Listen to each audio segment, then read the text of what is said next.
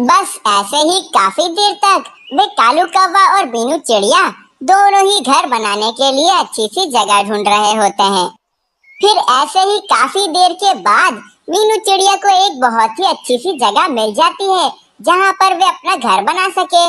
उस जगह के पास में ही काफी सारे भोजन की फसल भी थी और पानी भी पास में ही होता है। और दूसरी तरफ उस कालू कौवे को काफी देर ढूंढने के बाद भी कोई अच्छी जगह नहीं मिलती, इसीलिए वो एक थोड़ी खराब सी जगह को ही ढूंढ लेता है। मुझे जिस बात का डर था वही हुआ। आखिरकार उस मीनू चिड़िया को ही मुझसे ज्यादा अच्छी जगह मिल गई है। वो वहाँ पर अब आराम से रहेगी। ना जाने प्रिया कौवी मेरा क्या हाल करने वाली है। चलो अब मैं जाता हूँ और प्रिया कौवी को यहाँ पर ले आता हूँ और फिर मैं यहीं पर ही अपना घर बनाऊंगा। काश वो जो मीनू चिड़िया को जगह मिली है वो जगह मेरी हो जाती। यही सोचकर कालू कौवा प्रिया कौवी के पास आता है। तभी वहाँ पर मीनू चिड़िया भी आ गई होती है। लाओ प्रिया कौवी, ये मेरे बच्चे मुझे दे दो, मैं अब जा रही हूँ। मुझे एक जगह पर बहुत ही अच्छा सा दरख्त मिला है, वहाँ सब कुछ है, पानी और खाना भी, इसीलिए मैं वहीं अपना घर बनाऊंगी। हाँ हाँ प्रिया कौवी, चलो चलो, मुझे भी एक बहुत अच्छी जगह मिल गई है, चलो मेरे साथ, मैं तुम्हें भी अपनी अच्छी सी जगह दिखाता हूँ। अब मीनू चिड़िया अपने बच्चों को उस अच्छी सी जगह पर ले आती है और वहाँ पर अपना घर भी बनाना शुरू कर देती है। दूसरी तरफ वे प्रिया कौवी उस खराब सी जगह को देखकर कालू कौवे को कहने लगती है, अरे कालू, ये तुम्हें क्या हो गया है? ये तुम्हें अच्छी जगह लग रही है, तुम ये मुझे कहाँ पर ले आए हो? मुझे यहाँ पर नहीं रहना है, ये कैसी जगह है? अरे क्या बुराई है इस जगह में? सब कुछ ठीक ठाक तो है प्रिया कौवी, देखो यहाँ से बस थोड़ा ही दूर पानी है और दाना भी थोड़ा दूर जाकर मिल जाएगा। नहीं नहीं, मुझे बस वो मीनू चिड़िया वाली जगह चाहिए, मुझे वो जगह बहुत अच्छी लगी है, मुझे तो वहीं रहना है। अरे प्रिया कौवी, अभी हम यहाँ पर अपना घर बना लेते हैं, वो मीनू चिड़िया बहुत ज्यादा मेहनती है, वो जल्दी ही अपना वहाँ पर बहुत ज्यादा आलीशान घर बना लेगी, फिर हम किसी भी तरह से उस घर पे कब्जा कर लेंगे। लेकिन बस जब तक तुम्हें इसी घर में रहना पड़ेगा, जब तक मैं कोई चाल बना के मीनू चिड़िया को उसमें फंसाना लूं। बस फिर दूसरी तरफ वे मीनू चिड़िया अपना आलीशान घर बनाकर अब उसके अंदर रहने लगती है। और अब कालू कौवे और प्रिया कौवे ने भी थोड़ी बहुत मेहनत करके अपना छोटा सा एक घर बना लिया था।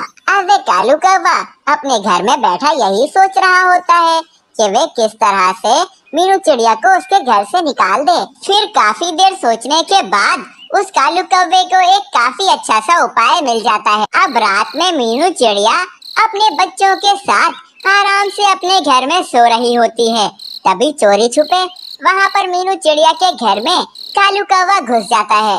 बस फिर क्या था, वे कालू कौवा मीनू चिड़िया के घर में घुसते ही उसके बेटे मानो चिड़े को मार डालता है। फिर अब अगले दिन जब मीनू चिड़िया सुबह सुबह उठकर देखती है तो वो ये देखकर हैरान रह जाती है कि उसका बेटा मानो चिड़ा तो मर चुका है। अपने बेटे की मृत्यु होने की वजह से मीनू चिड़िया अपने घर के बाहर काफी ज्यादा दुखी बैठी होती है। तभी वहाँ अचानक मीनू चिड़िया के पास कालू कौवा आकर बैठ जाता है और वे कहने लगता है, अरे मीनू चिड़िया, मैं वहाँ से सुनता आ रहा हूँ पक्षियों के मुँह से कि रात में तुम्हारा बेटा मर चुका है, मुझे बहुत अफसोस है, पर वह कैसे मरा? अरे क्या बताऊं कालू कौवे भैया, मुझे तो कुछ समझ नहीं आ रहा है। रात में वो सही था और सुबह उठकर मैंने देखा तो वो तो मर चुका है, लगता है किसी ने उसे मारा है। अरे बाप रे मीनू चिड़िया, मुझे तो लगता है तुम्हारे इस घर में भूतों का साया है जो बच्चों को जिंदा नहीं रहने देता है, इसीलिए मैं तो कहता हूँ तुम अपने इस घर को छोड़कर मेरे घर में चली जाओ, क्योंकि देखो ना तुम्हारी एक बेटी भी तो है अभी, सोनी चिड़िया, कहीं उसको कोई नुकसान ना हो जाए। हाँ कालू कौवे, मुझे भी यही लगता है, तुम ठीक कह रहे हो, मैं आपके घर में तो आ जाऊंगी, लेकिन फिर आप लोग कहाँ पर रहेंगे? अरे मीनू चिड़िया, तुम चिंता मत करो, मैं तुम्हारे घर में प्रिया कौवी के साथ रह लूंगा, इस घर में जो भी भूत होगा मैं उसे संभाल लूंगा, मैं भूतों से भी बहुत बड़ा भूत हूँ। तुम एक काम करो, सोनी चिड़िया को लेकर मेरे घर में रहने चली जाओ और मैं प्रिया कौवी को यहाँ लेकर आ जाता हूँ। बस अब फिर क्या था, मीनू चिड़िया कालू कौवे के घर में रहने लगती है और वे कालू कौवा और प्रिया कौवी मीनू चिड़िया के आलीशान से घर में रहने लगते हैं। अब काफी देर के बाद मीनू चिड़िया अपने घर में बैठी सोचने लगती है, अरे मैंने कालू कौवे को अपने उस भूतिया घर में रहने तो दे दिया है, लेकिन वो भी इतनी बड़ाइयां मारकर वहाँ रहने चला गया। कल को उसके भी तो बच्चे होंगे, फिर वो भूत उसके बच्चों को भी नुकसान पहुँचाएगा। मैंने उसके साथ बहुत गलत किया है। एक काम करती हूँ, मैं जाकर अभी कालू कौवे को यहाँ वापस बुला लेती हूँ और मैं कहीं और अच्छी जगह पर अपना घर दोबारा बना लूंगी। ऐसा कहकर वे मीनू चिड़िया कालू कौवे के घर के बाहर उसकी खिड़की पर आ जाती है। तभी मीनू चिड़िया सुनती है तो कालू कौवा और प्रिया कौवी आपस में बात कर रहे होते हैं। अरे कालू, तुमने आखिर ऐसा क्या किया है जिससे वे मीनू चिड़िया मान गई हमें ये घर देने के लिए? और ऐसा भी कुछ नहीं किया मैंने। कल रात मैं उसके घर में घुसा और मैंने उसके बच्चे को मार डाला था।